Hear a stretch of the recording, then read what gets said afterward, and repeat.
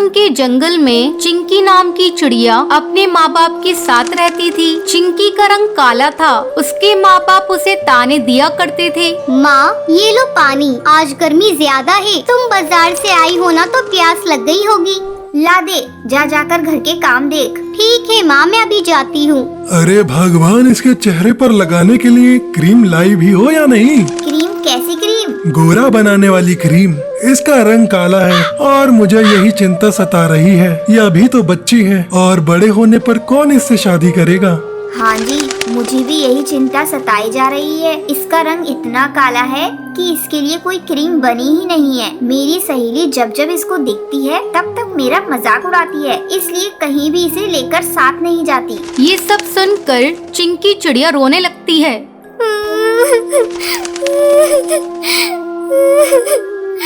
हे भगवान, तूने मुझे इतना काला क्यों बनाया? क्या काले पक्षी पक्षी नहीं होते? मेरे माँ बाप मुझसे नफरत करते हैं। अगर उनको मुझसे इतनी ही नफरत करनी थी तो क्यों नहीं मुझे जन्म के वक्त ही मार दिया उन्होंने? तभी चिंकी की माँ उसे आवाज लगाती है। अरे करमचली, कब खाना बनाएगी? शाम होने को आई है और तू घोंसले में बैठी आराम फरमा रही है। आ रही हूँ माँ। चिंकी खाना बनाने लगती है। इसी तरह चिंकी सबके ताने सुनकर बड़ी हो जाती है। एक दिन चिंकी के पिता उसकी माँ से कहते हैं, बड़ी मुश्किल से चिंकी के लिए एक रिश्ता मिला है। लड़के की उम्र थोड़ी ज्यादा है लेकिन उसके पास बहुत पैसा है। चिंकी उसके घर जाएगी तो राज करेगी राज। ऐसा रिश्ता बार बार नहीं मिलेगा। टूनी चिंकी के पास जाकर उसे ये सारी बात बताती है। चिंकी, अपने चेहरे को जरा ठीक ठाक करके रखा कर। तेरे पापा ने तेरी शादी तय कर दी है। जल्दी ही हम तेरी शादी कर देंगे। लेकिन माँ, मेरी तो अभी पढ़ाई पूरी भी नहीं हुई है। कम से कम मुझे कॉलेज की पढ़ाई तो पूरी कर लेनी दी होती। मैं ये शादी अभी नहीं करूँगी। तुम पापा से कह दो, पहले मैं अपनी कॉलेज की पढ़ाई पूरी करूँगी, फिर उसके बाद शादी करूँगी।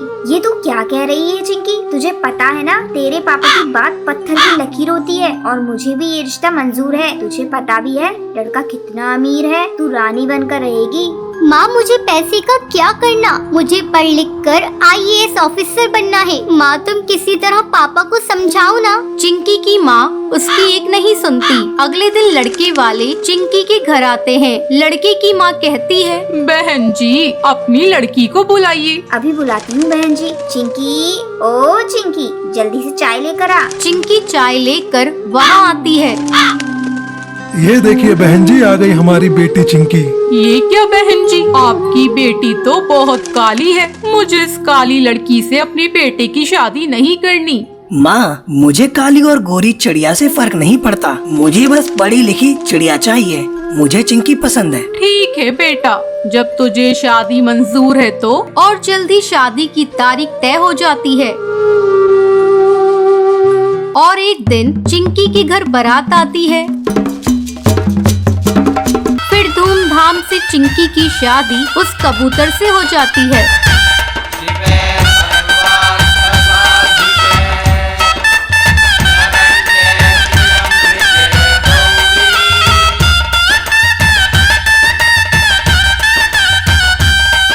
चिंकी अपने ससुराल जाकर खुशी खुशी रहती है। एक जंगल में टूनी चिड़िया अपनी सास कुहू चिड़िया और अपनी बेटी लाडो के साथ रहती थी। वो पराठे बनाकर जंगल में पक्षियों को बेचकर अपना गुजारा करती थी। एक दिन उसकी बेटी लाडो चिड़िया अपनी सहेली मीनू चिड़िया के साथ स्कूल जा रही थी। तभी वो नदी के पास वाले जंगल पर एक कालू कौवे की पिज्जा की दुकान देखती है। अरे लाडो चिड़िया, तुमने कभी पिज्जा खाया है? बहुत ही स्वादिष्ट होता है। मैंने तो सुंदरवन जंगल में अपने पापा के साथ खाया था। नहीं मीनू चिड़िया, क्योंकि पिज्जा बहुत महंगा आता है और मैं गरीब हूँ। मेरी माँ के पास इतने पैसे नहीं है कि मैं पिज्जा खा पाऊँ। ये कहकर वो वहाँ से स्कूल चली जाती है। स्कूल की छुट्टी होने के बाद जिगरबाज बुलबुल से कहता है, बुलबुल, तुमने नदी के पास एक पिज्जा वाले कौवे की दुकान देखी है? उसका पिज्जा खाया है कभी तुमने? बहुत ही स्वादिष्ट पिज्जा बनाता है वो कालू कौवा। मैं हर रोज उसके हाथ का पिज्जा खाता हूँ। नहीं जिगर बास, मैंने नहीं खाया है, पर कल खाऊंगी। अब लाडो चिड़िया घर जाकर टूनी चिड़िया से कहती है, माँ मुझे नहीं पता, कल मैं पिज्जा ही खाऊंगी, तो मुझे पैसे दो ना पिज्जा खाने के। ये सुनकर टूनी चिड़िया लाडो चिड़िया से कहती है, लाडो तू जानती है मैं कितनी मुश्किल से पराठे बनाकर जंगल में बेचती हूँ, जो पैसे उससे मिलते हैं उससे घर का गुजारा करती हूँ, और तू जानती है पिज्जा कितना महंगा आता है, मैं तुझे नहीं खिला सकती लाडो। माँ मुझे कुछ नहीं पता, मैं कल पिज्जा ही खाऊंगी वरना कुछ नहीं खाऊंगी। ये कहकर गुस्से में लाडो चिड़िया वहाँ से चली जाती है। टूनी चिड़िया उदास मन से कहती है, मैं लाडो को पिज्जा तो खिला नहीं सकती, लेकिन आज रात में उसे पिज्जा पराठा खिलाऊंगी, अपनी लाडो को थोड़ा खुश तो कर पाऊंगी।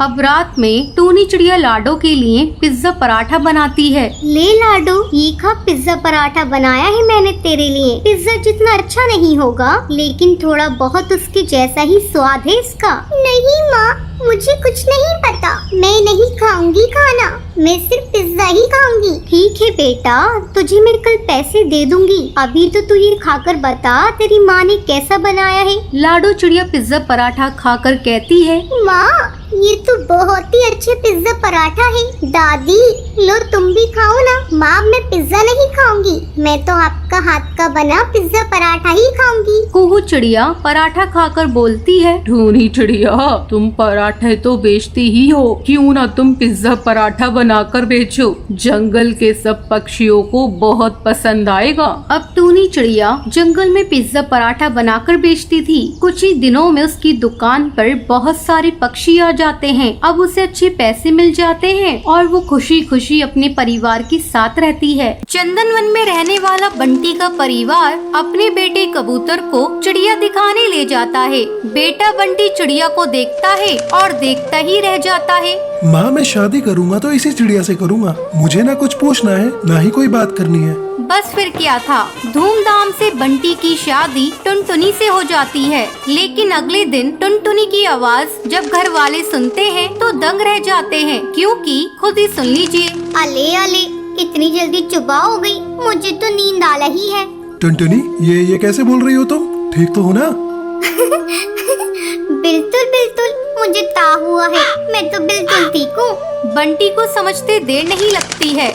जिस टुनटुनी की चूचू आवाज वो सुनना चाहता था वो तो तोतली निकली। अब क्या था, बंटी सर पकड़कर बैठ जाता है, तभी उसकी माँ वहाँ आ जाती है। अरे बंटी बेटा, बहू को क्या हुआ? तुम लोग परेशान से लग रहे हो, सब ठीक तो है ना?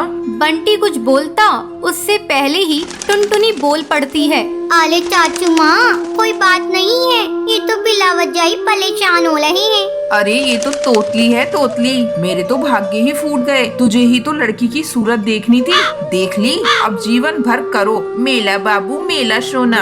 अरे माँ तुम भी मजाक कर रही हो, मैं अपने दोस्तों के सामने इसे कैसे लेकर जाऊँगा? बंटी को परेशान देखकर टुनटुनी हंसती है और कहती है, अले आपको परेशान होने की जरूरत नहीं है, मैं चुपला कर लूंगी आपके दोस्तों के सामने। मेरे पापा भी मेले को चुपलाने को बोलते थे। बंटी और उसकी माँ को टुनटुनी का आइडिया अच्छा लगता है। अगले दिन बंटी और टुनटुनी बंटी के दोस्त के घर जाते हैं, जहाँ बंटी टुनटुनी को समझाकर जाता है उसे चुप रहना है, चाहे जो हो जाए वो एक बूंद आवाज नहीं निकालेगी। बस क्या था, सब खाना खाते हैं। बंटी के दोस्त की बीवी टुनटुनी से उसका नाम पूछती है, तभी बंटी बोल पड़ता है, टुनटुनी नाम है भाभी इसका। अब दोस्त के घर कोई भी टुनटुनी से सवाल करता, जवाब बंटी देता। टुनटुनी को बोलने का मौका ही नहीं देता, उसे डर था कहीं टुनटुनी उसके तोतलेपन की पोल न खोल दे। अरे भैया क्या बात है, जब से आप आए हैं मैंने तो आपकी बीवी की आवाज ही नहीं सुनी, कहीं गूंगी तो नहीं है ना? टुनटुनी को ये बात सुनकर बुरा लगता है, लेकिन उसे बंटी की बात भी याद रहती है, उसे कुछ भी नहीं बोलना है, तो लिहाजा वो चुप ही रहती है। अरे नहीं भाभी, टुनटुनी नाम है मेरी बीवी का, टुनटुनी। और टुनटुनी भी भला गूंगी हो सकती है क्या?